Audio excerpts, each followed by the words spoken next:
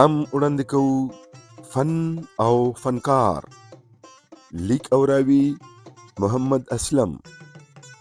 پیشکش حاجی اسلم آفیشل.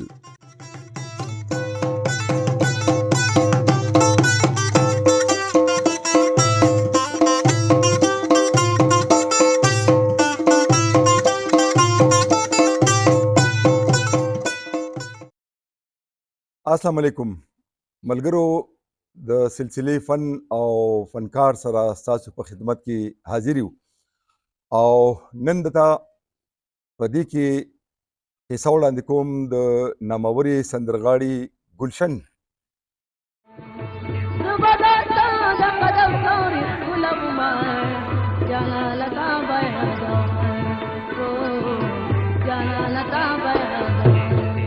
پښتو موسیقۍ ډېر داسې خلک پیدا کړي دي، ورته راغلي دي چې د هغوی د فن نه خلک خو خبر دي، ولې د ژوند نه ډېر خلک ناخبره دي.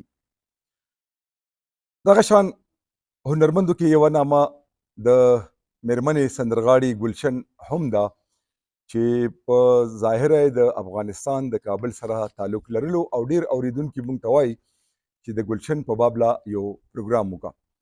نو زه د هغه ملګرو نه بخښنه غواړم، معافي غواړم چې موسیقي نه خوښوي، سندرغاړو کې دلچسپي نه وي، نو په ځای د دې چې بیا پروګرام وګوري او ما ته کمنټ وکړي چې دا ښه کار نه دی یا وغیره وغیره، نو د هغوی نه معذرت کوم او هغوی ته خواست کوم چې دا قسمه پروګرامونه مه ګورئ. راځو د ګلشن د ژوند او فن پلو. ما یو کتاب تقریبا مکمل کو. د دې نه مخکې ما یو کتاب لیکلی دی، تیرې روازونه، په هغې کې د دې ډېرو پخوانو هنرمندانو د ژوند او د فن کیسې دي. دویم کتاب انشاءالله چې په دې میاشت نیمه کې به چاپ شي، چې په دې کې د منځني دور ډېر سندرغاړي دي، په هغې کې ګلشن هم شامله ده او په هغې کې د ټولو نه لوی باب د نامورې هنرمندې ملکه کوهسار د ګلنار بیګم هم دی، ورسره نور ډېر سندرغاړي هم دي. راځو ګلشن پلو. وایي چې دا په افغانستان کې د موسیقۍ په هنر کې دې ډېر لوی نوم ګټلی دی او په سوونو سندرې په کابل ریډیو او دغه شان کابل ټلویزیون کې هم ویلي دي. یو هنرمند دی چې د هغه زوی چې پخپله هم هنرمند دی او هغه د ګلشن په هکله ډېر معلومات لري، ولې دلته زه د مصلحت تر مخه نوم نشم اخیستی. هغه راته د ګلشن کیسه کوله، څنګه چې موږ او تاسو ته معلومه ده چې ګلشن په شکل صورت په رنګ باندې ډېره ښه وه، اواز هم له خدای پاک خوږ ورکړی. دا د خپلې علاقې یعنې د دې تعلق د کوواټ د سیمې سره و. دا چې ورکوټي به وړه وه نو په کورونو کې به یې سندرې مندرې ویلې. دا پخوا به چې واده ښادي راجوړه شوه نو زموږ د میندو خویندو به ګملې سره د خپلې خوشحالۍ څرګندولو اظهار کولو او سندرې به یې ویلې. کله چې لږه رالویه شوه نو دا ډېره ښایسته وه.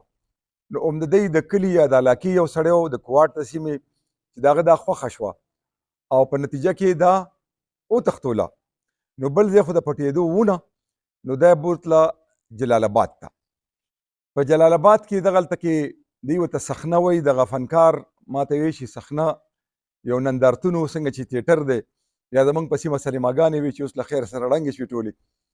نو په دې کې به باقاعده د سلیماګانو په شان 3 شوګانې چلېدې، یو ماسپښین کې، یو مازدیګر ماښام کې او یو بیا د شپې اخري شوبه وه.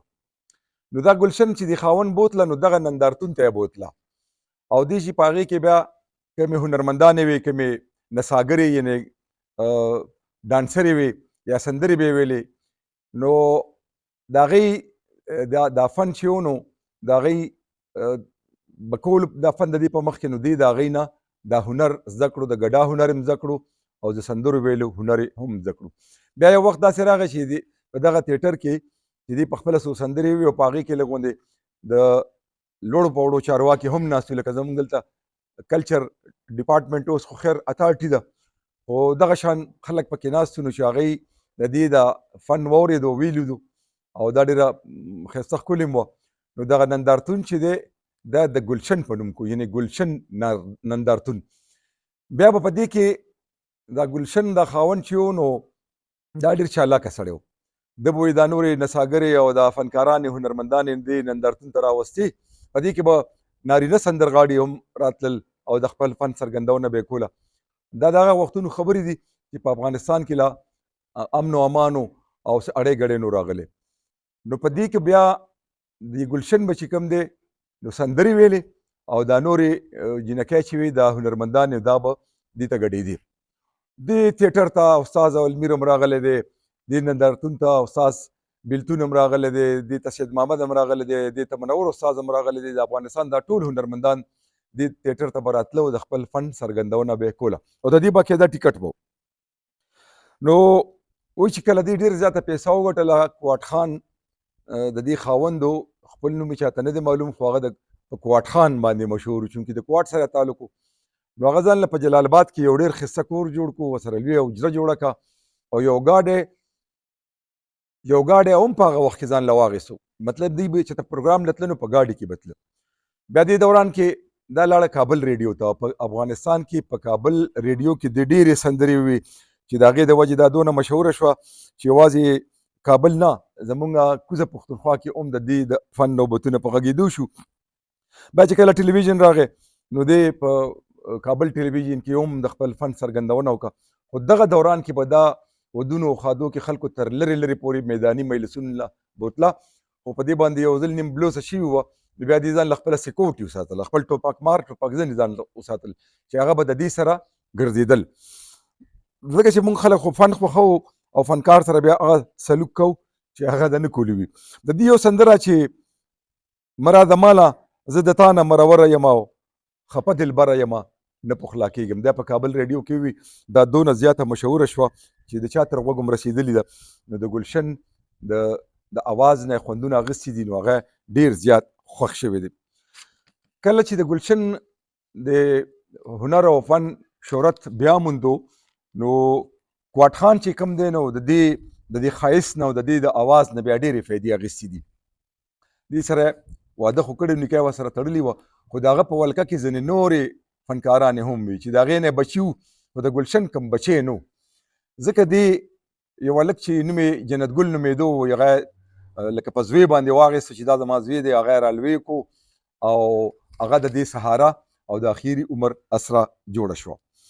دغه شان دا په جلال آباد کې به هم د کنسلټونه وایي، هغه ورته کنسلټونه وایي، پروګرامونه به یې کول، په کابل ریډیو کې به هم کول، په ټلویزیون کې به هم کول او په عامو محفلونو کې به هم کول. دغه هنرمند راته خبره کوله، وایي یو ځل یې لواړګینو په جلال آباد کې داسې د غر په سیمه کې پروګرام کړی او پسه یې لاله کړي وو، یعنې ګډه یې لال کړی او دوی د موسیقۍ دپاره ګلشن راوسته. ګلشن چې راغله نو هغې د ګډا نه خو بیخي انکار وکړو چې زه ګډېږم نه.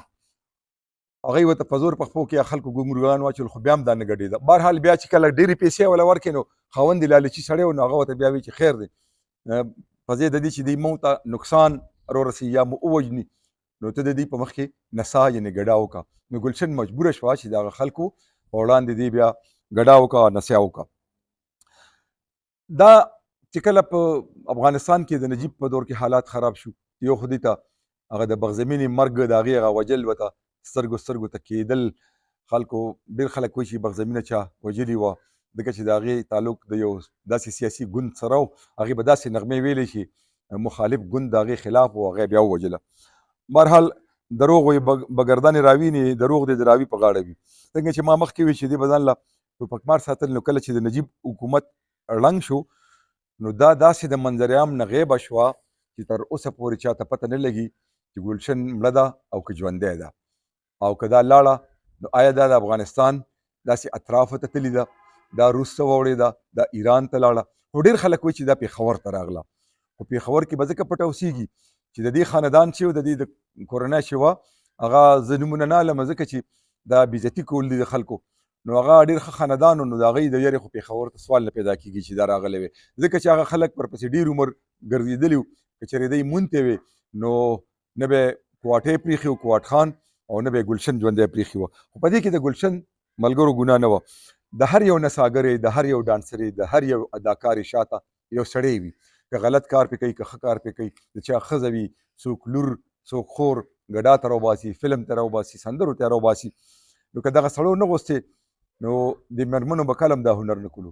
باچا خان بابا رحمت الله علیه به یو خبره کوله د پښتنو ته، هغه چې د اصلاح افاغنه په نوم کم تنظیمونه جوړ کړل، نو په هغې کې د ټول نه غټه خبره دا وه چې جینکۍ به په ودونو کې نه ګډوئ.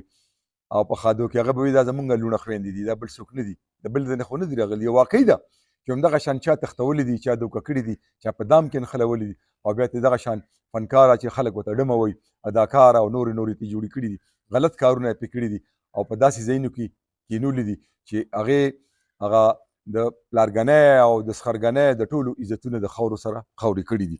بهرحال دا ګلشن چې ده د دې خوا چې ډېرې سندرې مشهورې وي، خو په ټلویزیون او په ریډیو کې دې دومره سندرې نه وي ویلې، ځکه چې هلته حالات خرابېدل، نو د حالاتو د خرابېدو په وجه دې خپل فن بیا محدود کړو. اوس که ژوندی وي نو دغه هنرمند وایي چې د یو اندازې تر مخه د دې عمر به د 80 کالو نه اوښتی وي، یعنې 15 اتیا کاله خوشا به د دې عمر وي، یعنې د یو اندازې تر مخه د دې د زیږون نیټه 1943 یا 44 دا وه. او استاد منور یو ځل یې خبره کوله چې د ګلشن او د استاد منور دي دا کورونه نږدې وو، دا ګاونډیانو، د دوی د یو بل سره غم خادي او تګ راتګ و، خو هغه به ورته ډېر په دروند نظر او د خور په نظر کتل، او ګلشن بیبي به ورته د ورور په نظر کتل. ډېر خلک داسې شته چې د هنرمندانو ته په ښه نظر ګوري. نو زما دا نننی ویډیو چې وه، دا نننی پروګرام چې و، دا دغه ملګرو دپاره دی چې څوک غواړي چې د دې هنرمندانو د ژوند او د فن نه خبر شي، او دوی ته پته ولګي چې دا هنرمند یا هنرمنده د کومې وه. ډېر ژر به که خیر زما په دویم کتاب کې تاسو د ډېرو هنرمندانو د ژوند او د فن نه خبر شي. په هغې کې د افغانستان هنرمندان هم شامل دي، او په هغې کې زموږ د کوزه پښتونخوا ډېر هنرمندان هم شامل دي چې په هغه کتاب کې زما نه پاتې وي، په دې کې مې شامل کړي دي. که تاسو تر اوسه پورې زموږ دا چینل هغه سبسکرایب ورته وایي که څه وایي، هغې له موږ ته نه وړي، نو مهرباني وکړئ سبسکرایب کړئ، لایک کړئ، او ښه کمنټ راته وکړئ. یو خبره به وکړم، ما سره اصیلان پښتانه دي، بعضې وخت کې چې ته پکې په غلطۍ نه یو داسې سړی راشي چې د هغه هم ښه وي خو پوهېږي نه، نو زه به هغه ملګرو ته ووایم چې تاسو چا ته هم کمنټ کوئ نو په هغې کې غلطې او په هغې کې کنځلې مه لیکئ. ما ته خو تر اوسه چا نه دي کړي الحمدلله، خو نورو ته هم مه کوئ، ځکه چې په جواب کې به هغه څه کوي، تا به سپکوي، ستا مور، ستا خور، ستا خاندان به سپکوي. نو ښه سړی، اصیل سړی، د اعلی ظرف خاوند، هغه به چارې هم د خولې نه سپکه او غلطه خبره راو نه باسي. نو تر بلې خپرونې اجازه راکوي، د لوی الله په امان.